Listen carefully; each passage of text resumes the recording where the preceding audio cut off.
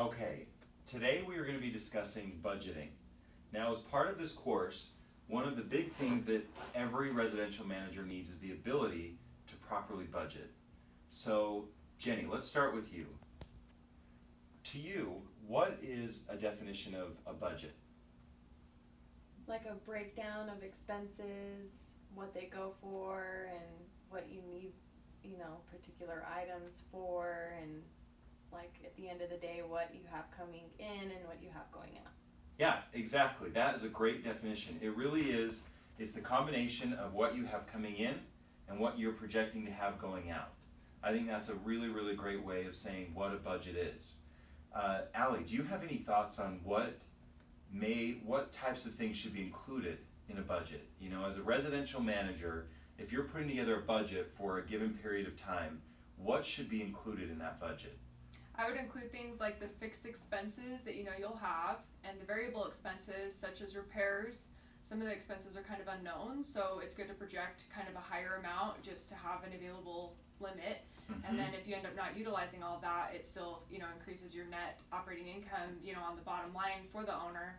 But it's good to itemize things like your management costs, utility costs, and any other menial repairs that come in and kind of on a monthly basis for the owners. No, I think I really like that answer, and I like that you say you itemize it for the owners, because the overall goal when you're putting together a budget is to try to meet the goals and objectives that the owner has. And I think that both of your responses were fantastic.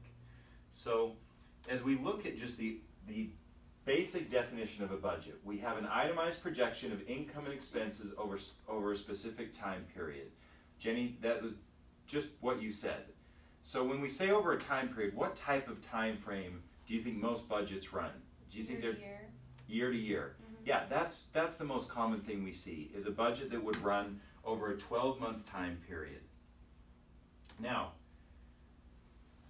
what do you think this statement means? A good manager can control expenses, but a great manager can create income. And what do you think that means as far as, how would that affect your ability to be a good residential manager? What are your thoughts on that?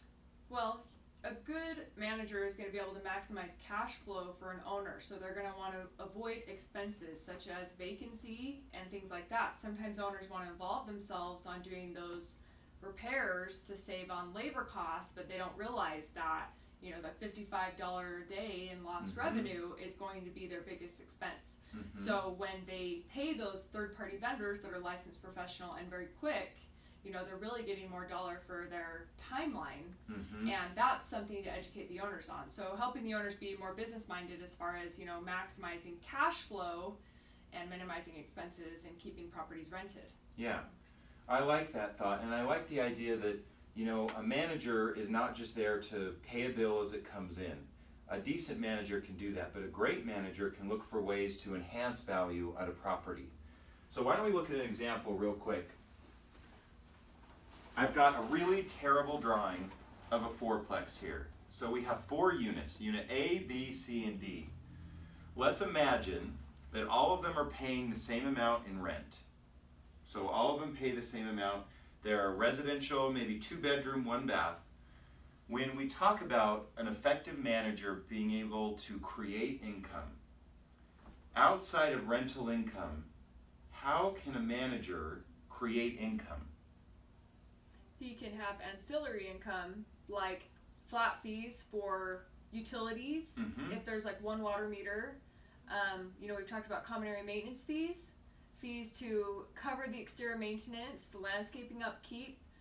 If you rent covered parking stalls, sheds, a lot of sheds are included with some of the multifamily complexes. You can also have higher rents for lower, like ground level units.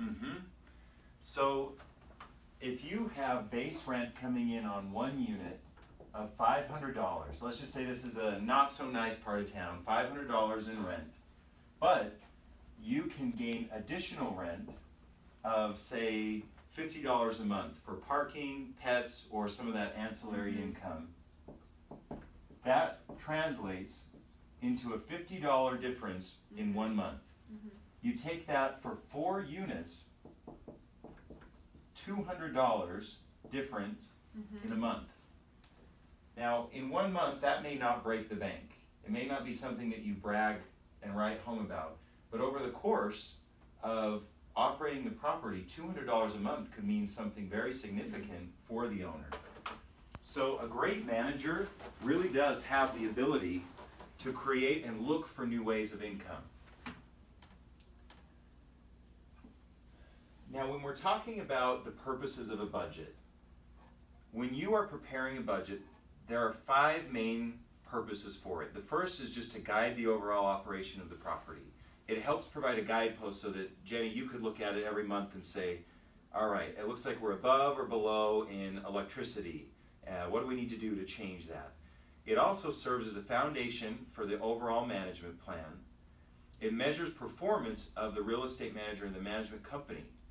So, Allie and Jenny, if you can imagine, say you imagine 15 different properties, and you send out reports on an annual basis, and every one of those properties is over budget in expenses. What might that say about the management company itself? I mean, essentially, you're not just trying to pay bills and bring in revenue to pay bills. I mean, you want to look at long-term, repairs to make the property so it's not functionally obsolete, and so that it's actually operable, as far as living in it and having it be habitable, and then financially operable. Yeah. So long-term repairs are going to be... So it could be something that if these expenses are coming in really big, and they're more than what was budgeted for, maybe there are some larger issues at the property. Maybe there's some bigger things that need to be addressed, or maybe we need to look at new vendors. Maybe we need to look at getting a different contract in place. But it definitely can reflect upon the management company. Next, it can help monitor the achievements of the owner's cash flow. Like any owner in real estate wants to have a certain type of return on that investment. And a budget can help them see how they're tracking compared with that initial goal. And lastly, it can forecast future income and expenses. So, Jenny, in properties that you work with, when you are developing a budget for a year, what do you usually look at to develop next year's budget? Typical things like utilities, trying to think of what else. What else is on a budget usually? Past expenses. Past expenses, Yeah. so you may pull up a snapshot of the current year and maybe the last year and say, how does this compare? Oh, like you have more roofing. Exactly. What needs do we capital have for the repairs. next year? So it can help forecast for upcoming years. Now lastly, I just want to go through a few of the main elements of a budget, and we've discussed this already, but what you really want to make sure you have on there is any estimated income. And this could be the regularly scheduled rent, potential late fees that can come in that you'd estimate, or any other ancillary income, kind of like we talked about with the example. Next, you want to budget expenses. You can use past expenses to begin to budget that, but you need to make sure that you include expenses. Also, financing expenses. Most properties are financed in some way. Now, some owners can buy properties with cash, which is great. But for most properties, there's going to be a loan that needs to be budgeted in there. Now, the last element of a budget we don't see quite as often. However, it's something that you should be aware of. It's called a cash flow requirement. So an owner may have a particular cash flow requirement that needs to be met every year, and they may put that in the budget just so that you have it. Are there any questions on these elements of a budget or anything that we've discussed over the last few minutes? I like it. Good job. Great. Well, thank you and have a great rest of your day.